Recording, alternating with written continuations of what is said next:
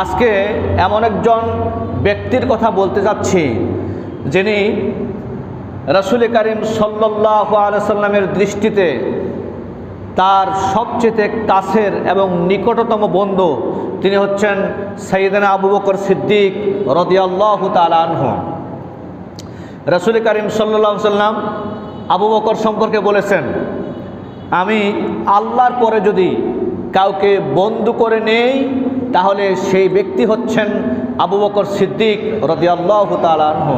তার মানে রাসূলের ভাষ্যতে বোঝা যাচ্ছে আবু বকরের চাইতে প্রিয় আল্লাহর পরে আর কোনো বন্ধু রাসূলের নাই। আল্লাহর পরেই হচ্ছে মুহাম্মদুর রাসূলুল্লাহ সাল্লাল্লাহু আলাইহি ওয়াসাল্লামের কাছে আবু বকর রাদিয়াল্লাহু তাআলা আনহু রাসূলের কাছে বেশি প্রিয়, ভালোবাসার প্রিয় মানুষ। তা আমরা সেই আবু বকর সিদ্দিক রাদিয়াল্লাহু তাআলা আনহুর জীবনী থেকে কথা শুনবো ইনশাআল্লাহ। তিনি রাসূলকে কেমন ভালোবাসতেন এবং ইসলামের জন্য তার অবদান কি, এই বিষয়ে আমরা কথা শুনবো ইনশাআল্লাহ। ইসলামের প্রথম খলিফা রাসূল করিম সাল্লাল্লাহু আলাইহি সাল্লামের পরবর্তীতে খেলাফত চলতেছিল 30টা বছর। কত বছর বলেন তো সবাই? 30 বছর খেলাফত চালু ছিল। এর মধ্যে 4 জন খলিফা প্রতিনিধিত্ব করেছিলেন। এর প্রথম নম্বরে যার নাম, তিনি হচ্ছেন আবু বকর সিদ্দিক রাদিয়াল্লাহু তাআলা আনহু। তার অপর নাম ছিল আতিক। হাদিসে আরও কয়েকটি নাম পাওয়া যায় আবু বকর সিদ্দিক রাদিয়াল্লাহু তাআলা আনহুর, তবে তার প্রকৃত নাম পাওয়া যায়, তার নামও ছিল আব্দুল্লাহ। আবু বকরের অরিজিনাল প্রকৃত নাম ছিল আব্দুল্লাহ। তার পিতার নাম ছিল উসমান। তার আরেকটি নাম পাওয়া যায় হাদিসে আবু কুহাফা। এই জন্য আমরা সানি খুতবাতে যখন আমরা দোয়া করতে শুরু করি তখন আপনারা দেখবেন দোয়ায় শুরু হয়, প্রথম যে নামটা আসে যে আবু বকর রাদিয়াল্লাহু তাআলা আনহুর নামটা আসে, তখন বলা হয় আবু বকর সিদ্দিক ইবনে আবি কুহাফাতা রাদিয়াল্লাহু তাআলা আনহু। তার আরেকটি নাম হচ্ছে আবু কুহাফা। একটি নাম পাওয়া যায় উসমান, আরেকটি নাম পাওয়া যায় আবু কুহাফা। আবু বকর সিদ্দিক রাদিয়াল্লাহু তাআলা আনহুর মায়ের নাম ছিল উম্মুল খায়ের সালমা বিনতে সখর। উম্মুল খায়ের সালমা বিনতে সখর। রাসূল করিম সাল্লাল্লাহু আলাইহি সাল্লাম তার চাইতে আবু বকরের বয়স, চলমান ইতিহাস থেকে জানা যায় আবু বকরের জন্ম হয়েছিল রাসূল করিম সাল্লাল্লাহু আলাইহি সাল্লামের জন্মের 3 বছর পর, মতান্তরে 2 বছর 5 মাস পর। আমি কি বোঝাতে পারতেছি কথা? আবু বকর সিদ্দিক রাদিয়াল্লাহু তাআলা আনহু রাসূল করিম সাল্লাল্লাহু আলাইহি সাল্লামের জন্মের 2 বছর 5 মাস, মতান্তরে 3 বছর পর পৃথিবীতে জন্মগ্রহণ করেছিলেন।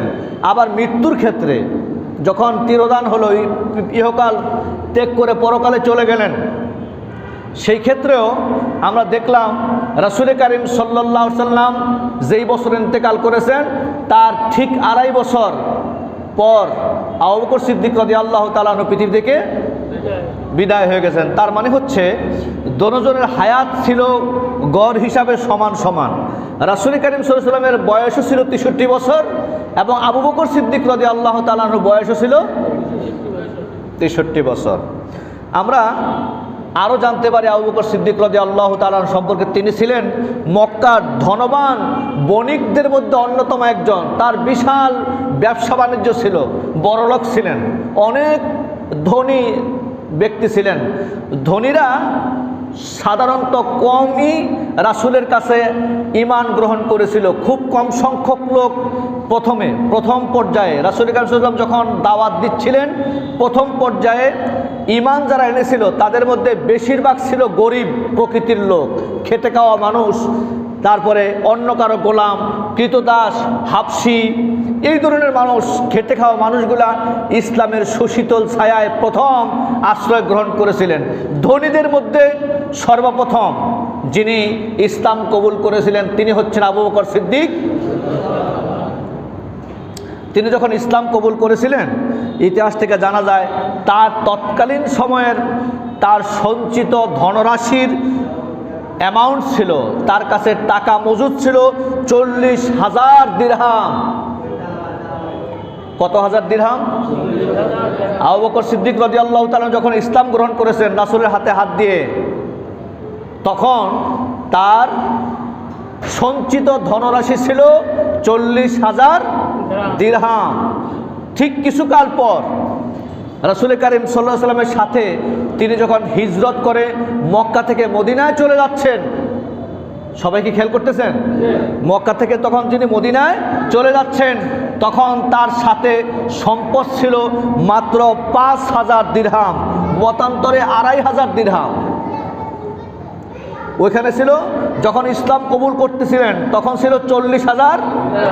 যখন তিনি মক্কা থেকে হিজরত করে মদিনায় চলে যাচ্ছেন তখন দুইটা মত পাওয়া যায়, কেউ বলেছেন 5,000, কেউ বলেছেন 2,500 দিরহাম ছিল মাত্র। তাহলে মাঝখানে বিশাল অঙ্কের একটা অর্থ, টাকা পয়সা আবু বকর সিদ্দিক রাদিয়াল্লাহু তাআলা আনহু ইসলামের কল্যাণে ব্যয় করেছিলেন। উমাইয়া বিন খালফ, বিলাল, আম্মার, সুমাইয়া, এরকম অনেক সাহাবী যারা দাস ছিলেন আবু বকর সিদ্দিক রাদিয়াল্লাহু তাআলা আনহুর কাছ থেকে টাকা নিয়ে ওই মালিককে মুক্তিপণ দিয়ে আবু বকর সিদ্দিক তাদেরকে মুক্ত করে দিয়েছিলেন। রাসূল কারীম সাল্লাল্লাহু আলাইহি ওয়াসাল্লামের কাছের যে ব্যক্তি, তার নাম ছিল আবু বকর, আমরা একটু আগে জেনেছি, তবে তার নামের সাথে একটা শব্দ জুড়ে দিয়েছেন রাসূল কারীম সাল্লাল্লাহু আলাইহি ওয়াসাল্লাম, যাকে লকব উপাধি দেওয়া হয়, সেই উপাধিটা হচ্ছে সিদ্দিক। সে উপাধিটা কি? একজন মাত্র ব্যক্তি পৃথিবীতে, আসমানের নিচে জমিনের উপরে একজন মাত্র ব্যক্তি এই উপাধি পেয়েছেন, তিনি হচ্ছেন সাইয়েদনা আবু বকর রাদিয়াল্লাহু তাআলা আনহু সিদ্দিক। তুমি সত্যবাদী, সুবহানাল্লাহ। এটা রাসূল কারীম সাল্লাল্লাহু আলাইহি ওয়াসাল্লাম তিনি এই উপাধিটি তাকে দিয়েছিলেন। প্রথম ঘটনা ঘটেছিল মিরাজের, যে ঘটনাটি রাসূল কারীম সাল্লাল্লাহু আলাইহি ওয়াসাল্লাম বর্ণনা করতেছিলেন। কাবার হাতিমে রাসূল কারীম সাল্লাল্লাহু আলাইহি ওয়াসাল্লাম অবস্থান করলেন। আবু জাহেল প্রতিদিন এসে জিজ্ঞাসা করে, মুহাম্মদ আজকে কোনো নতুন সংবাদ আছে? ঠিক ওই দিনও এসে বললেন, মুহাম্মদ আজকে কি কোনো নতুন সংবাদ আছে? তুমি তো প্রতিদিনই নতুন নতুন তথ্য দাও, আজকে কোনো নতুন সংবাদ আছে? বিশ্বনবী বললেন, হ্যাঁ তথ্য তো আছে। আমি গত রাত্রে এই কাবার হাতিম থেকে জিবরাইল আলাইহিস সালামের মাধ্যমে আমি ঊর্ধ্ব গগনে পাড়ি জমিয়েছিলাম। এই কাবার হাতিম থেকে জেরুজালেম, বাইতুল মাকদাস, মসজিদ আকসা, ওইখান থেকে 7 আকাশ পাড়ি দিয়ে সিদরাতুল মুনতাহা পেরিয়ে লাউহে মাহফুজ পেরিয়ে আরশে আজিমে গিয়ে আল্লাহর সাথে দেখা সাক্ষাৎ করে জান্নাত জাহান্নাম দেখে এই ফজরের আগে আবার এই কাবার হাতিমে এসে বসে গেছি। আর একটু আস্তে কর না, সুবহানাল্লাহ।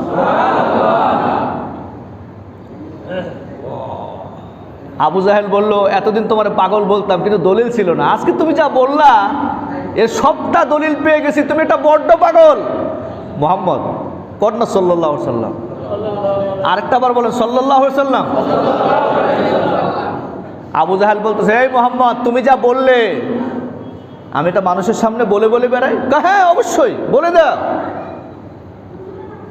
আবু জাহেল মনে করলো এটা গোল্ডেন অপরচুনিটি, এটা সুবর্ণ সুযোগ এসে গেছে আমার কাছে। সে প্রথমেই টার্গেট করলো এই ব্যক্তি আজকে যার জীবনে নিয়ে কথা বলছে, আবু বকর সিদ্দিক রাদিয়াল্লাহু, তার কাছে চলে গেল। এই তোমার যে বন্ধু, নবুয়তের 20 বছর আগের বন্ধুত্ব, সুবহানাল্লাহ। আবু বকরের সাথে রাসূলের নবুয়তের 20 বছর আগে থেকে বন্ধুত্ব। আচ্ছা 20 বছরে একটা মানুষকে আরেকটা মানুষকে চিনতে খুব কষ্ট হয়?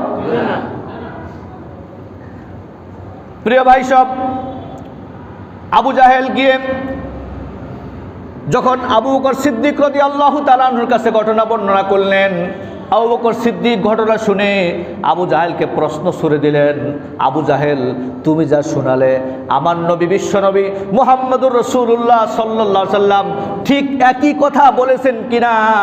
আবু জাহেল বলল, হ্যাঁ সত্যি তিনি এই কথাই বলেছেন। আবু বকর বললেন, যদি তাই হয় তাহলে আমি সাক্ষী দিচ্ছি নিশ্চয়ই অবশ্যই মুহাম্মদ সাল্লাল্লাহু আলাইহি সাল্লাম ঊর্ধ্বগমন করেছে। আবু বকর আবু জাহেলকে ধরলেন, চল রাসূলের কাছে গিয়ে দেখি তিনি বলছেন কিনা। ধরে নিয়ে আসলেন, আল্লাহ রাসূল আপনি কি এরকম এরকম বলেছেন? বিশ্বনবী বলে, হ্যাঁ আমি বলেছি, গত রাতে আমি মেরাজ করেছিলাম। আবু বকর সিদ্দিক বললেন, সত্যি আল্লাহ রাসূল আপনি সত্যি বলেছেন, সুবহানাল্লাহ। বিশ্বনবী বললেন, আবু বকর তুমি এতদিন শুধু আবু বকর ছিলে, আজকে থেকে তোমার নামের সাথে লগব এটা পদবী দিয়ে আমি দিয়ে দিলাম, তোমার নাম আজকে থেকে সিদ্দিক। সুবহানাল্লাহ।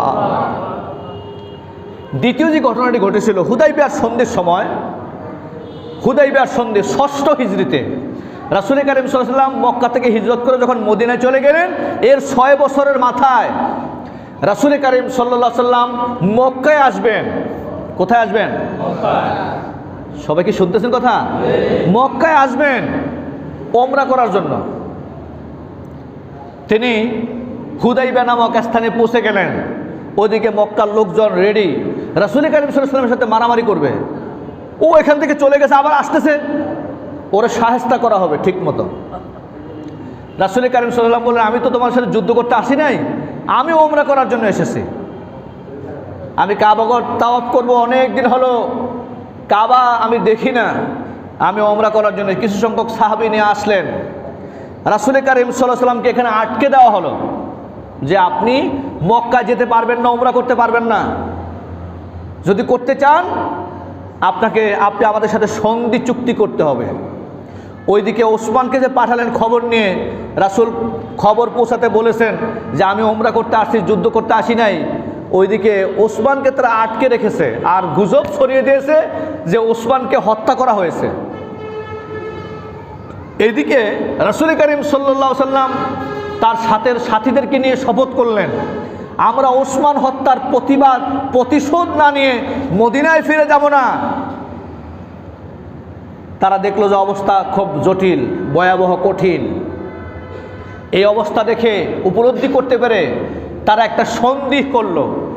বলল, আসো মুহাম্মদ, তোমার সাথে তো সন্ধি হোক। এই সন্ধির অনেকগুলা ধারা ছিল, সবগুলা বলা যাচ্ছে না, দু একটা বলতেছে। এর একটা ধারা ছিল এমন, মুসলমানরা এই বছর ওমরা না করেই মদিনায় ফিরে যাবে। মুসলমানরা যে আসছে ওমরা করার জন্য, এই বছর ওমরা না করেই মদিনায় ফিরে যাবে, 1 নাম্বার।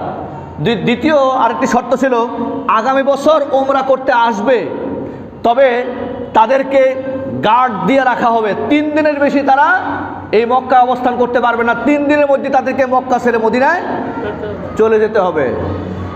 কুরাইশরা যদি মক্কা ছেড়ে কেউ ইসলাম গ্রহণ করে মদিনায় যায়, কথা শুনতেছেন? মক্কার কোনো যুবক ছেলে হোক, বৃদ্ধা হোক, আবাল বৃদ্ধা বনিতা মহিলা যেই হোক না কেন, সে যদি ইসলাম গ্রহণ করে আর ইসলাম গ্রহণ করে যদি মদিনায় যায়, মদিনায় মুহাম্মদ সাল্লাল্লাহু আলাইহি ওয়াসাল্লাম তাকে ফেরত দিতে বাধ্য থাকবেন। কিন্তু মদিনা থেকে কেউ মক্কায় আসলে তাকে আমরা ফেরত দেব না। আরেকটা ছিল তাদের এরকম যে কুরাইশরা ব্যবসা করতে যেত সিরিয়া, মিশর, যেতে হতো মদিনার পাশ দিয়ে। তারা এই শর্তে এখানে হুদাইবিয়ার যে সন্ধি হয়েছিল ওখানে বলেছিল যে নিরাপদে তাদেরকে যাতায়াত করতে দিতে হবে, তাদের ব্যবসার সম্পদ এবং তাদের অর্থ মদিনার কেউ নষ্ট করতে পারবে না। শুধু তাই নয়, মারাত্মক একটি শব্দ তারা এই সন্ধিতে জুড়ে দিয়েছিল যে এই সন্ধির এক পক্ষ মুসলমান, আরেক পক্ষ কাফের। কিন্তু মুসলমানদের পক্ষে নেতৃত্ব যে মুহাম্মদ সাল্লাল্লাহু আলাইহি ওয়াসাল্লাম দিচ্ছেন, এখানে মুহাম্মদ বিন আব্দুল্লাহ লেখা থাকবে, মুহাম্মদুর রাসূলুল্লাহ এই শব্দ লেখা যাবে না। সব মানলেও মুসলমানরা তাদের কলিজার চাইতে বেশি ভালোবাসে রাসূলকে। তিনি আল্লাহর রাসূল, সত্যি তিনি আল্লাহর রাসূল। এইটা রাসূল বলা যাবে না, এই কথা কি কোনো মুসলমান এটা মেনে নিতে পারে? বিশ্বনবী বললেন, ঠিক আছে, আমার রাসূল যেখানে লেখা আছে মুহাম্মাদুর রাসূলুল্লাহ, এই রাসূলটা কেটে দাও। আলীকে বললেন, আলী বললেন, আমি আপনার দেওয়া সব আদেশ মাথা পেতে মেনে নেব, কিন্তু আপনার নামের সামনে থেকে রাসূল শব্দ আমি আমার হাত দিয়ে কেটে দেব, এটা আমি কোশ্চিনকালও পারবো না, এটা সম্ভব নয়। মারাত্মক সন্ধি, যা শর্ত হয়েছিল তার সবটাই কাফেরের পক্ষে ছিল। সাহাবায়ে কেরাম কেউ মানতে পারলেন না, ওমর নিজেও মানলেন না, দ্বিমত পোষণ করলেন, না আল্লাহ রাসূল, আমরা এই শর্ত মানি না। রাসূল কারীম সাল্লাল্লাহু আলাইহি ওয়াসাল্লামের সাথে এই 1400 সাহাবী যা ছিলেন, এসেছিলেন, এর 1399 জন একমত এই শর্ত মানবেন না। শুধু একজন ব্যক্তি বলেছেন, রাসূল বলেছেন, এর পাল্টা কোনো কথা নাই, তিনি হচ্ছেন আবু বকর সিদ্দিক রাদিয়াল্লাহু তাআলা। কথা কি বোঝা গেছে? 1399 জন তারা বলেছেন আমরা এই সন্ধি চুক্তি মানি না। একজন ব্যক্তি শুধু বলেছিলেন আল্লাহ রাসূল বলেছে যেহেতু এটাই ঠিক। তিনি কে? সিদ্দিক রাদিয়াল্লাহু তাআলা।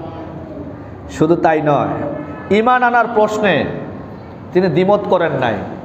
তিনি যে আল্লাহর নবী হবেন তিনি অনেক আগেই জেনেছিলেন। আবু বকর সিদ্দিক তিনি বুঝতেন, চিন্তা করতেন ইনি কোনো সাধারণ মানুষ হবেন না, কারণ নবুয়তের আগেও আরো 20 বছর আগের বন্ধুত্ব।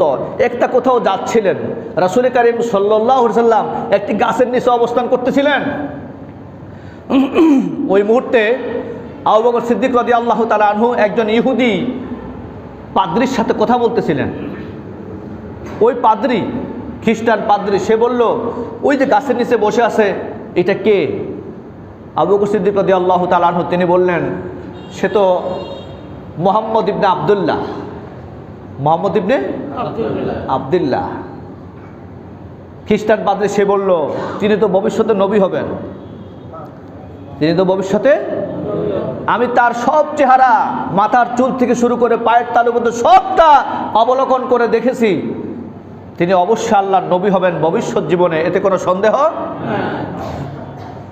সেখান থেকে আবু বকর সিদ্দিক রাদিয়াল্লাহু তাআলা আনহু রাসূলের প্রতি দরদ, ভালোবাসা আরেকটু বাড়িয়ে দিলেন। ঈমান আনার প্রশ্নে তিনি দ্বিমত করেন নাই। মক্কায় যত বড় বড় লিডার হোক না কেন তারা সহজে ঈমান আনে নাই। 2-4টা ধাক্কা দিয়ে দেখছে মুহাম্মদের আসলে যে ধর্ম প্রচার ওটা সঠিক কিনা। ওমর নিজেও ট্রাই করে দেখছে 3 দিন। কথা বুঝতেছেন? ওমর নিজের রাসূলকে 3 দিন ট্রাই করেছে মুহাম্মদ যে আসলে এই দাওয়াত দিচ্ছে, আদর্শের দাওয়াত দিচ্ছে, কোরআন দাওয়াত, এটা সঠিক কিনা এটা আমাকে জেনে দেখতে হবে, বুঝে দেখতে হবে। মক্কার সব কাফেররা যারা ইসলাম গ্রহণ করেছে তারা রাসূলকে ঝুলিয়ে ঝালিয়ে উপর চুপর করে এরকম কথাবার্তা জিজ্ঞাসা করে, প্রশ্ন ছুড়ে দিয়ে বিভিন্নভাবে কৈফিয়ত তালাশ করে তারপরে তারা ঈমান এনেছেন। একজন ব্যক্তি বিনা প্রশ্নে ঈমান এনেছেন, তিনি হচ্ছেন আবু বকর সিদ্দিক। কোনো প্রশ্ন নাই, বলছে আমি নবী হয়েছি। আবু বকর বলেছেন আমি তো আগে থেকে চিন্তা করছি এমন কিছু হবে, আমি ঈমান আনলাম, আশহাদু আন্না মুহাম্মাদান আবদুহু। একজন মাত্র ব্যক্তি যিনি রাসূল কারীম সাল্লাল্লাহু আলাইহি ওয়াসাল্লাম ইন্তেকালের পর একটা মাত্র উপাধি পেয়েছিলেন, সেটা হচ্ছে খলিফাতুর রাসূল। বলেন তো সবাই কি? খলিফাতুর রাসূল। আর বাকি যে 3 জন ছিলেন তারা ছিলেন আমিরুল মুমিনিন। আবু বকর সিদ্দিককেও আমিরুল মুমিনিন বলা হয়, কিন্তু আমিরুল মুমিনিন থেকে কেউ বলতো না। আবু বকর সিদ্দিককে সব সাহাবীরা বলতো খলিফাতুর রাসূল। এই উপাধি শুধুমাত্র একজনের জন্য বরাদ্দ ছিলেন, তিনি কে?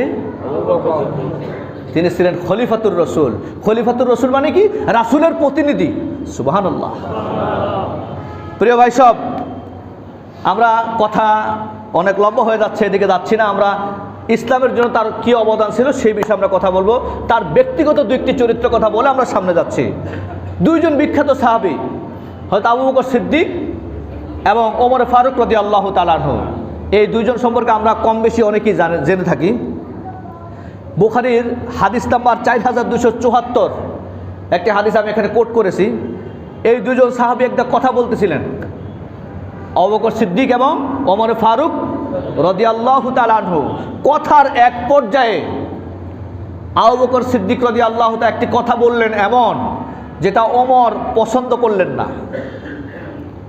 ওমর রাদিয়াল্লাহু তাআলা সেই কথাটি পছন্দ করলেন না। পছন্দ না করে রাগ করে তিনি মজলিস ত্যাগ করে চলে যাচ্ছেন সামনের দিকে। আবু বকর সিদ্দিক তার পিছনে পিছনে যাচ্ছেন, অথচ বয়সের দিক থেকে ওমরের চাইতে আবু বকর বড়। রাসূলের ভালোবাসার দিক থেকে ওমরের চাইতে আবু বকর অনেক বেশি গ্রহণযোগ্য। ওমর চলে যাচ্ছেন রাগ করে, আবু বকর তার পদাঙ্ক অনুসরণ করলেন, পিছনে পিছনে হাঁটলেন। হাঁটতে হাঁটতে ওমরের দরজা পর্যন্ত চলে গেলেন, বাড়ির দরজা পর্যন্ত চলে গেলেন। ওমর কোনো কথা শুনলেন না। আবু বকর দরজায় দাঁড়ানোর পরেও ওমর দরজাটাকে ব্লক করে দিলেন। বুঝতেছেন কথা? দরজাকে বন্ধ করে দিলেন। ওমর ভিতরে, আবু বকর বাইরে দাঁড়ানো। কয়েক মিনিট দাঁড়ানোর পর তিনি রিটার্ন ব্যাক করতে শুরু করলেন। তিনি এবার রওনা করতেছেন মুহাম্মদুর রাসূলুল্লাহ, রাসূলের দরবারে তিনি চলে যাচ্ছেন। ওমর আবার পিছনে পিছনে ছুটলেন, আবু বকরের পিছনে আবার ছুটলেন বিশ্বনবীর দরবারে। আবু বকর যেই না গিয়ে পুছলেন, ওমর রাদিয়াল্লাহু তাআলা আনহুর সাথে সাথে পিছন দিয়ে এসেই রাসূলের দরবারে পৌঁছে গেলেন। আবু বকর সিদ্দিক রাদিয়াল্লাহু তাআলা আনহু রাসূল কারীম সাল্লাল্লাহু আলাইহি ওয়াসাল্লামের কাছে বললেন, ইয়া রাসূলুল্লাহ, এই মাজলিসে এই কথা হচ্ছিল, ওমর আমার প্রতি রাগ করলেন। আমি হাঁটতে হাঁটতে তার বাড়ি পর্যন্ত, দরজা পর্যন্ত গেলাম, সে আমাকে দেখা সত্ত্বেও আমার সামনে দরজা লক করে দিয়েছে। ইয়া রাসূলুল্লাহ, আমার ভুল হয়ে গেছে। আমি ওমরের কাছ থেকে আমি ক্ষমা প্রার্থী, আমার কথাটায় সে রাগান্বিত হয়েছে। ওমর রাদিয়াল্লাহু আনহু বললেন, না ইয়া রাসূলুল্লাহ, আবু বকর সিদ্দিক রাদিয়াল্লাহু তাআলা এক টুকরো দোষও নাই, বরঞ্চ আমি বড় অপরাধী। আমার কি যোগ্যতা আছে আবু বকরের সামনে দাঁড়িয়ে কথা বলবো? আর আমার এমন কি বীরত্ব আছে যে আবু বকর সিদ্দিক রাদিয়াল্লাহু তাআলা আনহু আমার দরজায় দাঁড়ানোর পরেও আমি তার চেহারার দিকে তাকিয়ে আমি দরজা লক করে দিলাম? দেখেন দুইজন সাহাবী কিভাবে নিজেদেরকে পেশ করছেন রাসূলের সামনে। দুজনকে অপরাধী বলতেছেন।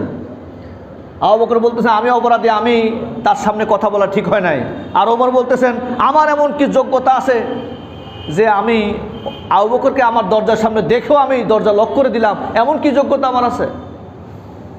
রাসূল কারীম সাল্লাল্লাহু আলাইহি সাল্লাম দুজনকে মিট করে দিল। অনেক বড় হাদিস, আমি সেদিকে যাচ্ছি না। মূল বিষয়টা আমি বোঝাতে চেয়েছিলাম যে স্যাক্রিফাইস কিভাবে করতে হয়। তাদের থেকে শিখে যদি আমরা আমাদের জীবনে এই ধরনের স্যাক্রিফাইস করতে পারতাম, তাহলে আমাদের সমাজে শান্তি বাড়তো না কমতো? দ্বিতীয় আরেকটি কথা বলে শেষ করতে, তার ব্যক্তিগত জীবনের কথা। অন্যের সাথে মন্দ আচরণের প্রতিবিধান কিভাবে করবে আবু বকর সিদ্দিক রাদিয়াল্লাহু তাআলা আনহু সেটা শিক্ষা দিয়েছেন। এই হাদিস নাম্বার হচ্ছে 3258 নম্বর হাদিস। রাবিয়া আল আসলামী রাদিয়াল্লাহু তাআলা আনহু, রাবিয়া আল আসলামী রাদিয়াল্লাহু তাআলা আনহু, তিনি হাদিসের রাবি। তিনি বলতেছেন আমি এবং আবু বকর সিদ্দিক রাদিয়াল্লাহু তাআলা আনহু রাসূল কারীম সাল্লাল্লাহু আলাইহি ওয়াসাল্লামের খেদমত করতাম। কথা শুনতেছেন সবাই? খেদমত করতাম। এই খেদমতের পারপাসে রাসূল কারীম সাল্লাল্লাহু আলাইহি ওয়াসাল্লাম আমাদেরকে এক খণ্ড জমি উপহার দিয়েছিলেন। ওই জমিনটা আমরা ভাগাভাগি করে নিয়েছিলাম দুজনে। একজন হচ্ছে রাবিয়া আল আসলামী, আরেকজন হচ্ছে আবু বকর সিদ্দিক। ওই বাগানে আমরা খেজুর গাছ রোপণ করেছিলাম। খেজুর গাছ যখন তরুতাজা হয়ে উঠলো, ফল দিতে শুরু করলো, কাছাকাছি আসলো, তখন একটি গাছ দিয়ে আমরা দুজনে বিতর্কে জড়িয়ে পড়লাম। রাবিয়া আল আসলামী সে বলতেছে আমি চিন্তা করলাম এই যে গাছটি আমার জমিনের অংশের ভিতরে, আর আবু বকর বলতেছেন এই গাছটি হচ্ছে আমার জমিনের সীমানার ভিতরে। ওইখানে খেজুর গাছের বিশাল দাম, বিরাট দাম। কেউ কাউকে ছাড় দিতে চাচ্ছিলেন না। রাসূল কারীম সাল্লাল্লাহু আলাইহি ওয়াসাল্লাম এর সাহাবী, দুইজন সাহাবী যখন একটি খেজুর গাছ নিয়ে বিতর্ক করতে শুরু করলেন, তখন রাবিয়া আল আসলামী রাদিয়াল্লাহু তাআলা আনহু তিনি আর আবু বকর যখন কথাবার্তা কাটাকাটি হচ্ছিল, ওই মুহূর্তে আবু বকর সিদ্দিক রাদিয়াল্লাহু তাআলা তিনি বললেন যে যেই বিষয়টা নিয়ে তুমি আমার সাথে তর্কে জড়িয়ে পড়লে, আমি এর বিচারটা ন্যস্ত করলাম আল্লাহর নবী মুহাম্মদুর রাসূলুল্লাহ। তিনি একথা বলে সামনের দিকে হাঁটতে শুরু করলেন। ইত্যবসরে রাবিয়া আল আসলামীর মানে আসলাম গোত্রের কিছু লোক এসে রাবিয়া আল্লাহ রাসূলের সাহাবী তার কাছে আসলো আর বলল, আল্লাহ আবু বকরের উপর রহম করুক, আবু বকর এমন কি হয়ে গেছে যে তোমার সাথে তর্কে লিপ্ত হচ্ছে? কথা কি সবাই খেয়াল করতেছেন?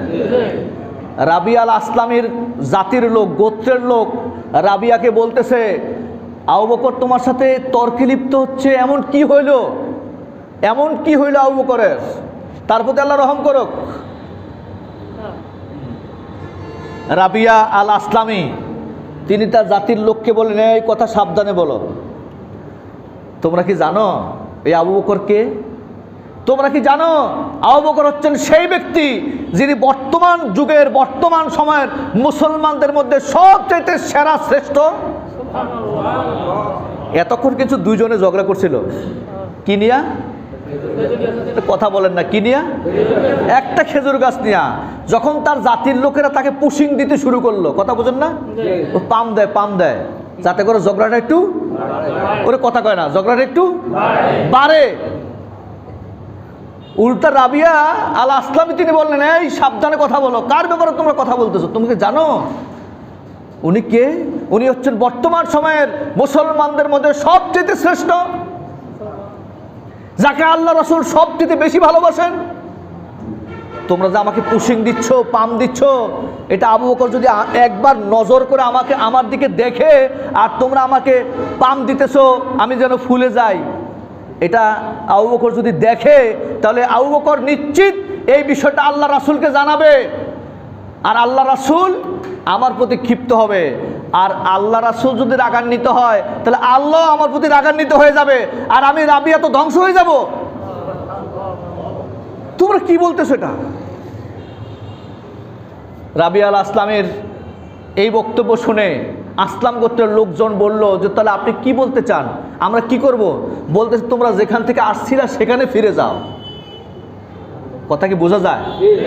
আমরা যদি এরকম একটা চান্স পাওয়া যেতাম, কি কথা বোঝেন নাই, আমরা মোটামুটি সুসময়ে, সুবিন্যস্তভাবে, সুন্দরভাবে এই বিষয়টাকে খুব সুন্দর করে কাজে লাগাই দিতাম, ঠিক না? দেখুন সাহাবীর চরিত্র কেমন। রাবিয়া আল আসলামী বলেন, আমি তাদেরকে বিদায় দিলাম, বিদায় দিয়ে রাসূল কারীম সাল্লাল্লাহু আলাইহি ওয়াসাল্লামের দরবারে যে আবু বকর যাচ্ছে, আমি তার পিছনে পিছনে যাচ্ছিলাম। সুবহানাল্লাহ। তার পিছনে পিছনে গিয়ে আবু বকর সিদ্দিক সেই বিষয়ে রাসূলের কাছে বললেন, ইয়া রাসূলুল্লাহ, আমি কথা বলতেছিলাম একটি খেজুর গাছ নিয়ে, এর মধ্যে একটি কথা এসে গেছে যা রাবিয়া আল আসলামী অসন্তুষ্টি প্রকাশ করেছে, আমি এই বিষয়ে আপনার কাছে জানাতে এসেছি। আমি তাকে বলেছি যে, আমি যে তোমাকে যেই মন্দ কথাটা বলে ফেলেছি, তুমি আমাকে অনুরূপ একটা মন্দ কথা শুনিয়ে দাও। তাহলে মন্দ একটা আমি তোমাকে বলেছি, তুমি আমাকে পাল্টা আর একটা মন্দ কথা যদি শুনিয়ে দাও, তাহলে দুইটা কেসাস হয়ে যাবে, গুনাহ মাফ হয়ে যাবে। আমি যে গুনাহ করেছি, তুমি একটা মন্দ কথা বলে দিলে আমার তো মাফ হয়ে যাবে। কিন্তু সে বলছে আমাকে মন্দ কথা শোনাবে না, সে চুপ ছিল। রাসূল কারীম সাল্লাল্লাহু আলাইহি ওয়াসাল্লাম ঘটনা শুনে রাবিয়া আল আসলামীকে বলে, এই রাবিয়া আল আসলামী, তুমি সাবধান, মন্দ কথা বলবে না। আবু বকর তোমাকে একটা কথা বলে ফেলেছে যেটা তুমি অসন্তুষ্টি প্রকাশ করেছো, অসন্তুষ্ট হয়েছো, এমন কোনো কথা তুমি বলে ফেলবে না যেটা আবু বকর অসন্তুষ্ট হবে, এমন কোনো কথা বলে ফেলো না। বরং তুমি বলো, আল্লাহ আবু বকর সিদ্দিক রাদিয়াল্লাহু তাআলা আনহুকে ক্ষমা করে দেখ। কথা বোঝা গেছে? এই ঘটনা এই জন্য আনলাম, আমরা এরকম নিজের গোত্রের, নিজের দলের, নিজের ভাইয়ের, নিজের কওমের থেকে পুশিং না নিয়ে যদি আমরা অন্যকে এরকম ক্ষমা করে দিতে পারতাম, তাহলে আমাদের সমাজটা আর একটু সুন্দর হতো না? রাসূল কারীম সাল্লাল্লাহু আলাইহি ওয়াসাল্লামের হিজরতের সাথে ছিলেন আবু বকর সিদ্দিক রাদিয়াল্লাহু তাআলা আনহু। এই পৃথিবীতে একজন মাত্র ব্যক্তি ছিলেন যিনি হিজরতের সাথে ছিলেন, যার কথা কোরআনে কারিমে আল্লাহ সুবহানাহু ওয়া তাআলা 3 বার সম্মান সূচকভাবে বর্ণনা করেছেন। কয়বার? 3 বার সম্বোধন করেছেন। ইদহুমা ফিল গর ইদ ইয়াকুলু লিসাহিবিহি লা তাহজান ইন্নাল্লাহা মা'ানা। দুইজনের মধ্যে একজন, দুইজনের মধ্যে একজন, তিনি হচ্ছেন আবু বকর সিদ্দিক। কত যন্ত্রণা সহ্য করেছেন রাসূল কারীম সাল্লাল্লাহু আলাইহি ওয়াসাল্লামের সাথে, মক্কা থেকে হিজরত করে মদিনায় যাচ্ছেন। কথা বুঝেন নাই? এটা যারা রাজনীতি করে আর বিরোধী দলে থাকলে পরে বোঝা যায় নেতাকে আগায়া দেওয়ার জন্য রায়পুর থেকে লক্ষ্মীপুর কর্মীরা যাইতে চায় না, কারণ যদি হামলা হয় শুধু নেতাই হামলার শিকার হবে না, বরং কর্মীরাও ওরে কথা বুঝে না। গাড়ি বাংলে শুধু নেতাটা ভেঙে নেতারই পিটাবে এমন না, কর্মীদেরকেও সাইজ করবে। আবু বকর সিদ্দিক রাদিয়াল্লাহু তাআলা এটা জানতেন না? জানতেন।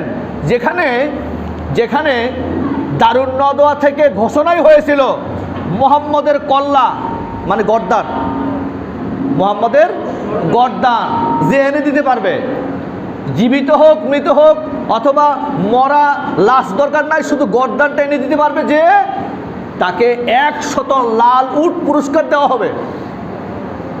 কত লাল উট? চিন্তা করা যায় কি রিস্ক নিয়ে বিশ্ব মুহাম্মদ সাল্লাল্লাহু আলাইহি সাল্লাম মক্কা থেকে হিজরত করে মদিনা যাচ্ছেন, আর সাথে কে? চিন্তাই তো করা যায় না। প্রিয় ভাই সব, আবু বকর সিদ্দিক রাদিয়াল্লাহু তাআলা আনহু রাসূলের হিজরতের সাথে মক্কা থেকে যাচ্ছেন মদিনার দিকে। আবু বকরের বাড়ির পাশেই গারে সুর, সেই গর্তের আমি গিয়েছিলাম, সেখানে দেখে এসেছি সেই বিষয়টা। এই গর্তে গিয়েছিলাম, যারা হজ করতে গেছেন তারা অনেকেই সেখানে যায়, অনেক উঁচু, এমন একটা অগভীর কূপ যেখানে সোজা হয়ে বসলে পরে মাথা দেখা যাওয়ার সম্ভাবনা আছে। আর কেউ যদি শুয়ে থাকে হাঁটু উঠায়, বুঝেন না, শুয়ে থেকে মাঝে মধ্যে আমরা হাঁটু উঠাই না, এই হাঁটু উঠাইলে তাও দেখা যাবে, এত অগভীর একটা কূপ। এইখানে রাসূল কারীম সাল্লাল্লাহু আলাইহি ওয়াসাল্লাম অবস্থান করলেন, কিছুটা সময় কাটালেন। এই গুহাটাও নিরাপদ ছিল না। গিয়ে ঢুকেই দেখলেন বিভিন্ন গর্ত, বিভিন্ন দিক থেকে অসংখ্য সাপের আনাগোনা শোনা যায়। আবু বকর সিদ্দিক তার নিজের কাপড় ছিঁড়ে ছিঁড়ে ওই গর্তগুলা বন্ধ করতে শুরু করলেন।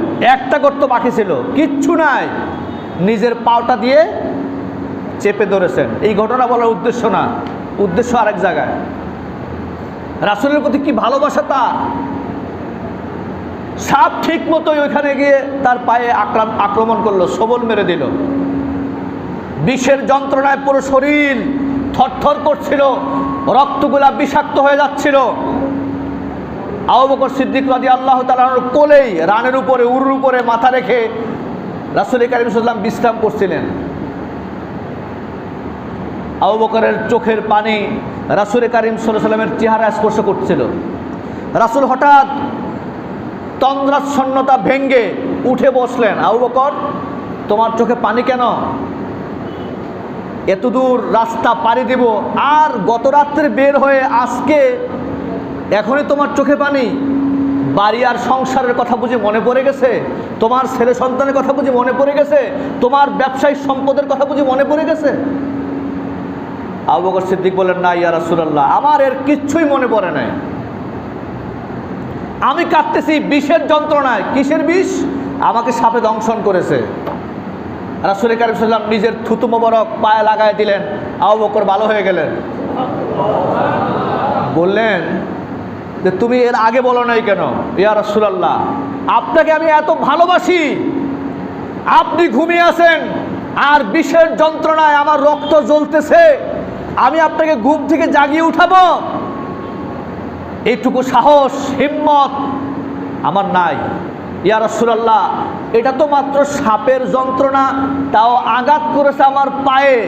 ওই সাপটা এসে যদি আমার কলিজায় আঘাত করত আর আমি যদি সাথে সাথে মারা যেতাম, তারপরেও আমি মুহাম্মদ সাল্লাল্লাহু আলাইহি ওয়াসাল্লাম আরাম ফরমাচ্ছে, আমি তাকে উঠতে দিতে পারতাম না।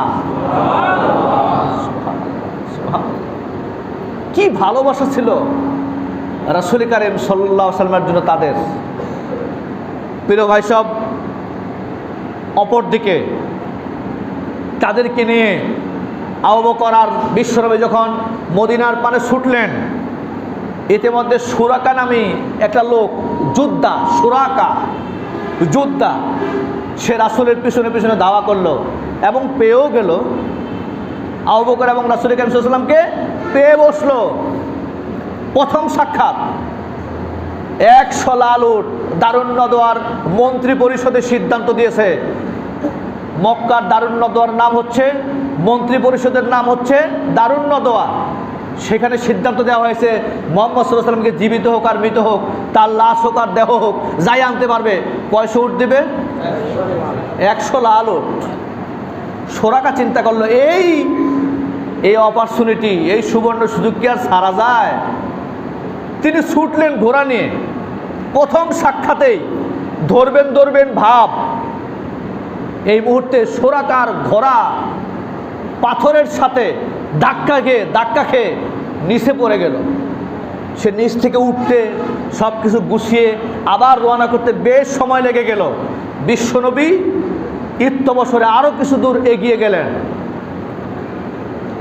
দ্বিতীয়বার আবার ধাওয়া করলেন। সংক্ষিপ্তের কথা বলছে, অনেক বড় ঘটনা। আবার ধাওয়া করলেন। দ্বিতীয়বার আবার রাসূল কারীম সাল্লাল্লাহু আলাইহি ওয়াসাল্লামকে ধরবেন বাপ। মনের মধ্যে জাগ্রত হলো 100 লাল উট।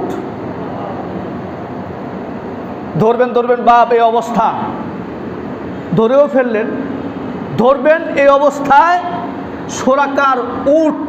সোরাকার ঘোড়া তার হাঁটু পর্যন্ত, বুক পর্যন্ত মাটির মধ্যে দেবে যাচ্ছিল, পাথরের ভিতরে দেবে যাচ্ছিল। সোরাকা এদিকে উঠানোর জন্য চেষ্টা করতেছেন, আর ঘোড়া হিশ্বাস খুব জোরে চিৎকার করতেছিল। সোরাকা এই ঘোড়াকে উত্তোলন করতে করতে রাসূল কারীম সাল্লাল্লাহু আলাইহি ওয়াসাল্লাম পার হয়ে যাচ্ছেন সামনের দিকে। এই মুহূর্তে সোরাকা দেখলেন মুহাম্মদ সাল্লাল্লাহু আলাইহি ওয়াসাল্লাম সত্যি যে আল্লাহর নবী, এতে কোনো সন্দেহ নাই। তার বদ্দোয়া আমাকে পেয়ে গেছে। না হয় পাথরের ভিতরে আমার ঘোড়ার পা সুদ্ধা কোমর পর্যন্ত ডুবে যাচ্ছে, আরো ডুবতেছে। সে বলল, মুহাম্মদ, আমি তোমাকে ধাওয়া করব না। আমার খাদ্য, আমার তরবারি, আমার তীর যা আছে সব তোমার নামে ওয়াকফ করলাম, এগুলো নিয়ে নাও। তবে এর বিনিময়ে তুমি আমার ঘোড়াটাকে একটু উঠাইয়া দাও। তোমার বদ্দোয়া তুমি উঠাইয়া নাও, আমার ঘোড়া উঠাও। আমি তো যেতে পারবো না, ফিরতে পারবো না এখন। রাসূল কারীম সাল্লাল্লাহু আলাইহি ওয়াসাল্লাম বললেন, যা, আমি তোরে মাফ করে দিলাম। তুই যে আমাকে যুদ্ধাস্ত্র, তীর, তরুক, তরবারি যা দিতে চেয়েছস, খাদ্য খাবার, এগুলো তোরে আমি হাদিয়া দিলাম। যা, তুই খায় বাস, যা বেটা। রাসূল যখন এই কথা বললেন, মাফ করে দিলাম, এই কথা বলার সাথে সাথে তার ঘোড়া আবার জমিন থেকে উঠল। ওঠার পরে যখন স্বাভাবিক হলো, তার মাথায় এখনো সেই কথা, 100 লাল উট, এতে কি ভোলা যায়? তৃতীয়বার আবার রাসূলের পেছনে ধাওয়া করলেন। আহারে, তৃতীয়বার আবার ধাওয়া করলেন। রাসূল কারীম সাল্লাল্লাহু আলাইহি ওয়াসাল্লামের একদম কাছাকাছি চলে গেলেন তৃতীয়বারের মতো। আবার তার ঘোড়াটা মাটির নিচে দেবে যাচ্ছিল। রাসূল কারীম সাল্লাল্লাহু আলাইহি ওয়াসাল্লাম বললেন, এই সোরাকা, একবার, দুইবার, তৃতীয়বার তোর কি এখনো বিশ্বাস হয় না আমি আল্লাহর নবী? সুবহানাল্লাহ। সোরাকা বলে, অবশ্যই বিশ্বাস হয়, কিন্তু 100 লাল উট। অবশ্যই বিশ্বাস হয়, কিন্তু 100 লাল উট। এই কথা বলার পরে মুহাম্মদ সাল্লাল্লাহু আলাইহি ওয়াসাল্লাম বললেন, বুঝছি তোমাকে 100 লাল উটের নিশায় ধরেছে। তবে সোরাকা, যাও, তুমি ফিরে যাও, আমি তোমাকে মাফ করে দিলাম। তুমি বাড়ি যাও, তোমার ঘোড়া উঠে যাবে, বাড়ি যাও। তবে মনে রেখো, আমি ওয়াদা করলাম তোমাকে পারস্য সম্রাটের মাথার তাজ তোমাকে উপহার দেব। কি উপহার দেব? পারস্য সম্রাটের মাথার মুকুট। সোরাকা মনে মনে বলে, বেটা, দিনের বেলা যেতে পারো না, রাতের বেলা পালায়া যাও একজন মাত্র সাথী নিয়ে মক্কা থেকে মদিনায়। দিনে যাওয়ার সাহস নেই। আর তুমি পারস্য রাজা কোথায়, ওই রাজার মাথার মুকুট তুমি আমার হাদিয়া দিবা, পুরস্কার দিবা?